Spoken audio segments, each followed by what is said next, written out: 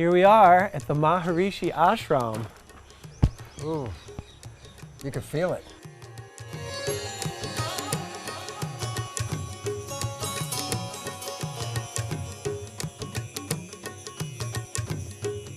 This has had an impact on the whole world, huh? Well, I mean, this is where the Western spirituality, essentially for 40, 50-year-old generations down, is the source right here, where the Beatles came and touched spirituality and then brought it back to the West. It's all in the mind.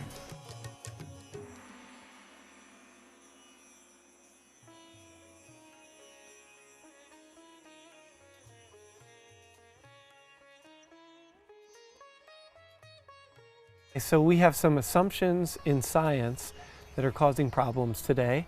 I imagine shifting them could bring us some great resolve and solutions. What are the problems? Number one has to do with our understanding of the physical universe in which we live. We have a belief that only physical matter is primary, and we've ignored the relevance of what's called energy. And the new physics, quantum physics, says you can't ignore the energy. The energy is what is actually shaping the physical world. So by leaving the energy out of the equation, we've missed the most important factor, spirituality. Mind is energy. Everything we eat, food is energy. Where we live is energy. So we have to talk about the environment of the invisible nature is what's actually shaping our physical experience on this planet. It's a retake, and it says, look, stop focusing on this physical plane. Start recognizing your thoughts and your beliefs and spirituality and energy around us are really reflected in who we are. Another major assumption is that we're equivalent to genetic automatons. We have genes, they control us, we don't control the genes, and therefore we're sort of like victims of our heredity. You got cancer running in your family, you say, oh my goodness, I'm going to get the cancer, I got the genes, or Alzheimer's, or diabetes, whatever. This is completely false, because it turns out genes control nothing. It's really the environment that is controlling the genes, and more importantly, our perception of the environment. How we see the world, what we think about the world is adjusting our genetics. So we find out disease, 1% of disease is connected to genetics. 90% or more of disease is connected to how we live in the world, because how we live in the world is altering or affecting our genetic activity. So what we know and what we believe is changing our reality constantly. Right, because the new science is called epigenetics. And what it means is this: our beliefs and how we see the world, we change our genetics. So rather than being victims, which we have believed all the way up to now, we are the masters.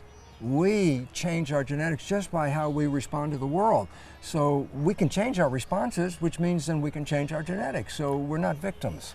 And that brings us back to, are we living in fear? Are we living in love? And how does that affect our biology? And how does that affect our reality? So, okay, so what's another assumption? Well, another assumption has to deal with Darwinian theory of evolution. Not Darwin, Darwinian theory of evolution, which is really there's two fundamental tenets of Darwinian theory that we bought into, created a world on this, and now find they are absolutely not just wrong, but they are creating some of the biggest problems on this planet. Like what? Well, number one is the belief that life is, as a quote, a struggle for survival with a competition for fitness. What does that mean? It means we're all out here individually trying to be the fittest one and pushing down the others because we're trying to, stay alive in this struggle. So we don't care about others, we care about ourselves, okay? And competition is what? Well, first competition between people, but then there's competition is war. Violence, it's all leading to that stuff, and rather...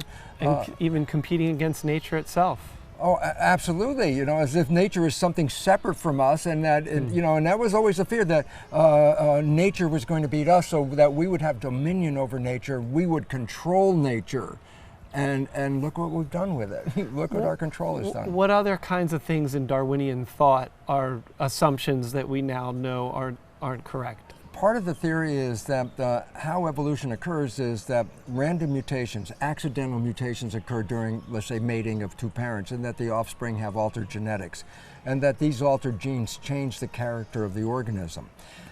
But the most important part of that understanding is that the mutations are called random mutations, accidental mutations. So then I say, well, why are we here?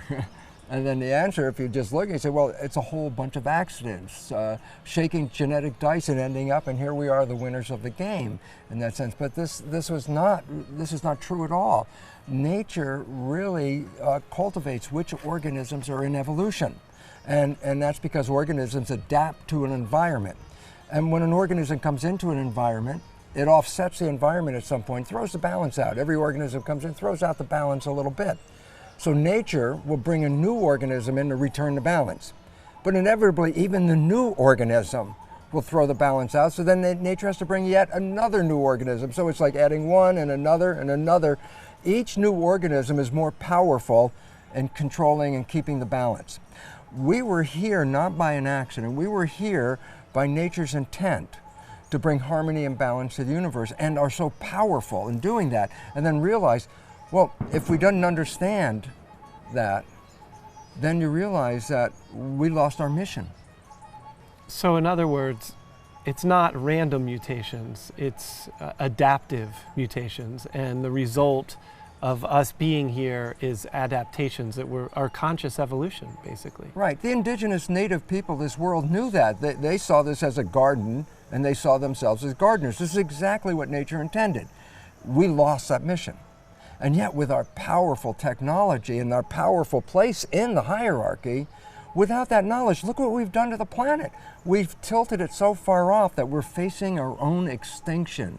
We are destroying the environment without knowledge that we were here to preserve the environment.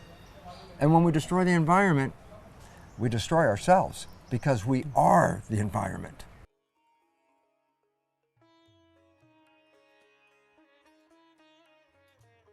Wow, you want to talk about vibration, talk about the Beatles, what comes to mind?